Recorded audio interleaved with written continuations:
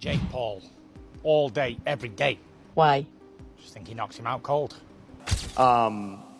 Would you be willing to take the bet with Tyson Fury that's saying that Jake is going to beat you? No, I'm not worried about what Tyson Fury's got to say. That's what I'm saying. It ain't even about the money. I'm betting on myself. Yep. I'm focusing on myself. I'm fully betting on myself. I ain't worried about what anyone's got to say. So when I'm bouncing around the ring, jabbing, weaving, and doing all of these things, I know I can pick them apart and score points and make this a very, very big contest. You, Anthony Joshua, how we doing? Dude, never been better. This is what I dreamed of. This is what I manifested into reality. I'm here to shock the world, inspire the next generation. We're in the Heat arena. I'm a big Heat fan. Miami's on fire. This is my first pro fight, was in Miami against Gibb. I'm bringing that same energy here. First round KO. And the Schmo interviewed you there when you fought Gibb. It was on Fight TV. We've been with you along the way. Not very many times you're looking up at a face-off. So what did you make of looking up for one of the very first times at a face-off right here? Just looking up at Daddy there and just seeing, you know, how big he is, and just my eyes were kind of going into his nipples and stuff, which I kind of liked. And then basically I was just like, whoa, he's big in that. And then, yeah, I can't believe how tall he is.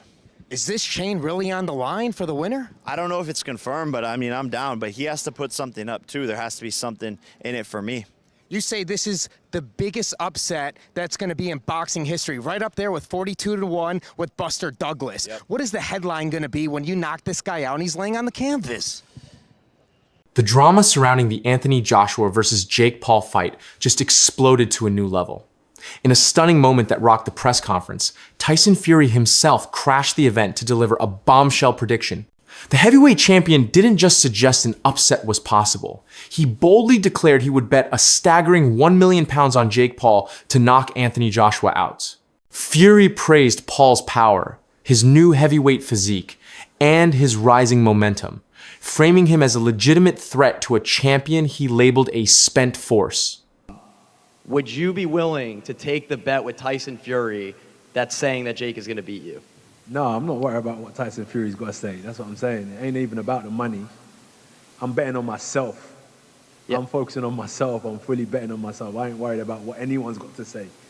He did say he's going to put £1 million on it. Would you be willing to take that bet with Tyson Fury? Respectfully, I'm not worried about what Tyson Fury's got to say, or I'm not here for any of that betting and nonsense. I'm here to fight, and that's all it is. Once I get the job done, I'm going to collect my check, cash it, and I'm going to focus on the next one. My bet is on me doing the number. About possibly Joshua using Jake Paul as a tune-up to fight you. What are your thoughts on that? I don't know about tune-up. I think Jake Paul knocks him out. Seriously? Yeah. Why so? What impresses you about Jake Paul? I just think Jake Paul would knock AJ out. I think AJ's a spent force, and I think Jake Paul's on the rise. And I like his new heavyweight look. Bit chubby, bit bulky. I like how Jake Paul calls that the full spectrum from... This wasn't just hype. It was a seismic endorsement from the sport's most unpredictable figure, instantly shifting the entire narrative and sending shockwaves through the boxing world. Anthony Joshua's response was a masterclass in focused dismissal. He brushed off Fury's wager with cold indifference, stating he isn't there for betting games or outside noise. His only investment, he made clear, is in himself. Anthony Joshua. Boy. Well, realistically, it's one of the craziest propositions of all time. You take a guy who just had a boxing match that looks like a sparring match with a 58-year-old Mike Tyson, and then you're going to fight one of the absolute scariest knockout artists in the heavyweight division. Maybe we should watch the Francis Ngannou fight so you could see. Let's watch that real quick, just so you can see what Anthony Joshua is capable if he's fighting someone that's not in his league. Okay, look, Usyk beat him, and he beat him twice, and Andy Ruiz caught him in the first fight and dropped him and stopped him. It was spectacular. Andy Ruiz is super fucking talented. Usyk is perhaps the greatest heavyweight boxer of all time. Maybe one of the greatest of all time in any weight class. Usyk. You know, and Usyk beat him, and he beat him twice. But Francis Ngannou is coming off of this fight with, like, go a little bit before that so we can see this happen. Watch this. Highlights. We can't watch the whole fight. So he drops him with a right hand early, And this is like 2 minutes into the first round. And Francis gets up, he survives, and then Joshua, check out this combination he hits him with. I mean, dude, the speed that he hits him with this, he's so dangerous, man. It's like you're dealing with a guy who's an Olympic gold medalist, and he's enormous, and he's got vicious knockout power, and he's got immense amount of experience at world-class levels.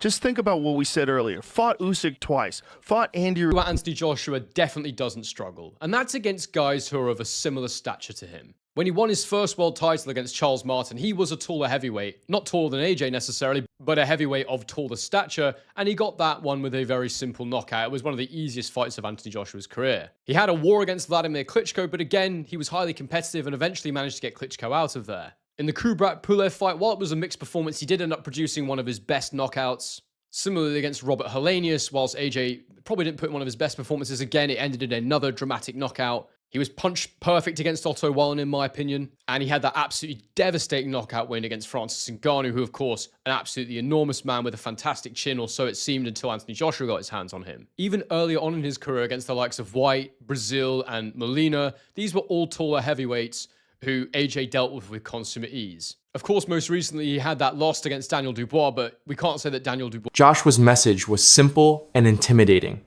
He is there to fight, to collect his check, and to move on. This creates a fascinating clash of perspectives. On one side, you have Fury injecting chaos and possibility, suggesting Paul's self-belief and punching power are being dangerously underestimated. On the other, you have Joshua, a monument of disciplined focus, treating the entire spectacle as a professional obstacle to be efficiently removed. Itself, all we know is that we're being told from those people that this is a fully professional boxing contest. I'd like to see the small print, to be totally honest with you, but that's what we're being told. We're being told that it's going to be 8 3-minute rounds. We're being told that they're going to use 10-ounce gloves, which are far too fucking small for Anthony Joshua to hit you in the face with when you're there. Listen, Jake's a good novice. Jake's a good novice. Oh, yeah. And if he wanted to have a legitimate career in boxing, then he would climb the domestic rankings in America, and he might even make top 50. He might make top 50 if you pick him right, great. But if you put him in with meritocracy and put him in rankings and actually make him fight the number 49 guy in America or try and climb up, he's going to get found out because he's a nutter novice. Now I speak from experience here. I did an exhibition bout with Shane Neary, a former world champion, and I was fucking 2 or 3 stone bigger than him. I was 5 inches bigger than him, very similar to AJ and Jake Paul. And I was a novice. I'd sparred and moved around my whole life, but I'd never been in a competitive fight. And we did it for charity. And we did 3 rounds. And at the end of it, I realised, and I knew it going in, that Shane Neary controlled pretty much every second of those 3 minutes. Pretty much every second he controlled. He put the pressure on me in 1 round, he hit me with the body shot in the 2nd round, and he caught everything I threw at him in the 3rd round when he said, go on, try and knock me out. Caught everything. And, you know, in a similar vein, Anthony Joshua controls every second. Is going to win this fight by knockout. You would think I'm absolutely crazy, right? But the thing is, it can happen. 10-ounce gloves, heavyweight, Jake Paul can punch hard. But do I think that's going to happen? Absolutely not, mate. Anthony Joshua is an absolute beast, an unbelievable, highly skilled, highly trained, highly experienced professional boxer with power in both hands, and he's really good at finishing people off. And even though I really take my hat off for Jake Paul for taking this fight, I didn't really want to take it because of what's going to happen in the result of this fight, and I want to keep on this Jake Paul train. I think he's doing great, and I love his ambition. I love that he's trying to become a world champion and following his dreams and believing in himself. But at a certain point, you bite off more than you can chew. And this right here, This divide is reflected in the broader analysis. While Paul and his supporters point to Joshua's past struggles with smaller, quicker fighters as a potential blueprint, seasoned observers counter with a stark reality. They highlight Joshua's long history of devastating knockouts against opponents of all sizes, reminding everyone that his technical skill and concussive power usually render physical disadvantages irrelevant. The concern isn't just about Paul losing, it's about the very real danger he faces from a single clean shot. Just to silence all the doubters here, you know, a lot of people saying this can't be real, you know, Anthony Joshua going in there, it must be an exhibition, or Anthony Joshua's going to it's going to be choreographed and Anthony's going to carry him through a couple of rounds. I know Anthony Joshua, just to silence all those doubters, he's going to go in there to do a job, right? It's 100% real. It's 100% real. People ask him, why is it 8 rounds, not 10? Because I don't think it goes past the first round. So it's, you know, regardless, it's quite irrelevant. I think he steps across the ring and knocks him out, you know, but we're in for a bit of fun and everyone's going to be tuning in. It might not be fun for Jake Paul. I mean, it's serious entertainment, is it? Yeah, 100%. You know, look, I agree with you. I accept Jake Paul is absolutely mental for doing this. And I don't think he quite realizes. I think he's got people around him who actually are saying, you know, Anthony Joshua's chinny. He said it in interviews. It's quite wild, but, you know, if that's the world he wants to live in, he'll find out on December 19th. And Frank, to finish with, the plan is still sometime in 2026, AJ against Tyson Fury. And Turki Al-Sheikh's working on that, is he? That's the fight we want to make. That's the fight we want to see. Look, we're all guilty of doing a lot of talking over the years and that not happening. So I don't want to talk too much, but that is definitely what we want to see in 2026. I'm supposed to fight Gervonta. Now he's fighting, what's his name? Anthony Joshua. Andrew Joshua, yeah. Anthony Joshua. He gonna get mopped. According to betonline.ag, Anthony Joshua's has minus 2,000 odds. That means you'd have to bet $2,000 to win $100. If you think that Jake's gonna, I mean, what's his name? Yeah, if you bet on Anthony Joshua to win, yes, you'd have to bet 2,000 to get back 100. Yeah. Now, if you put your money on Jake Paul, he's plus 800. That means that if you bet $100 on him and he wins, you get 800 back. Let me tell you something. If Anthony Joshua loses this, Yet, the sheer audacity of the challenge has forced even the harshest critics to pause. Figures who have built brands on mocking Paul have had to publicly concede respect for his courage. By stepping into the ring with an active elite heavyweight, Paul has fundamentally changed the conversation around his career. He is no longer just a YouTube boxer. He's a professional willing to risk everything for a legacy-defining moment. Sparring, getting hit, that you just know. You're talking about Olympic gold medalists. I don't think people understand how good Anthony Joshua is. They see him against Usyk or they see him against, Ruiz, and they're like, oh, he lost. And they think somehow that because he's nice, that he's not an absolute killer. I don't think everyone knows that, B. A lot of people are like, You're hanging out with the wrong people then. I mean. 6'6", 245. Let me just say this. It's a different ecosystem. Look, Jake's a thick kid. 227 is a lot. It's heavy.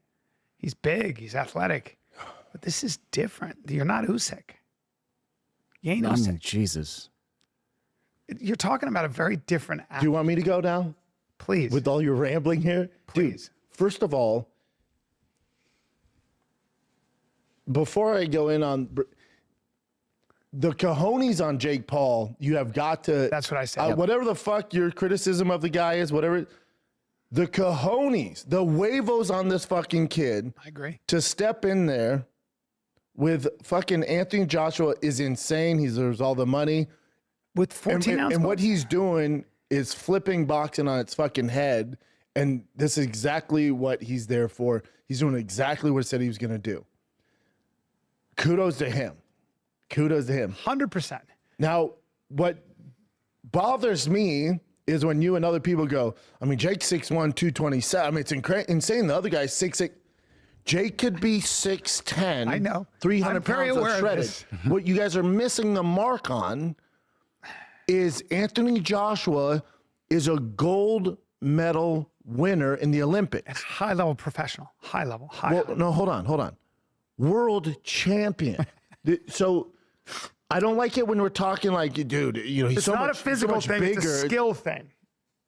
So I'll say this, and I'm not saying it's a fake fight. It's rigged, especially because you got Eddie Hearn involved, and they're using 10-ounce gloves, 10-ounce which is a big deal, and it's 8 3-minute rounds. 10-ounce gloves. It's terrifying. Is Well, that's what you do in professional boxing, heavyweight boxing, which those do nothing, by the way. They do nothing. What you guys need to understand is if this fight's not fixed, no one's taking a fall, cut all that narrative out. But I will tell you this. If Anthony Joshua decides to take this as serious. This shift is a strategic victory in itself. Now, the stage is set for a collision of two compelling stories. It is the chaos theory of Tyson Fury, the belief in a single, fight-altering punch, and the power of unwavering confidence crashing into the cold, hard reality of Anthony Joshua's proven championship pedigree. One man is betting on a miracle. The other is betting on a perfected process. When they finally meet, we will discover if belief can withstand the brutal, unforgiving force of a heavyweight king.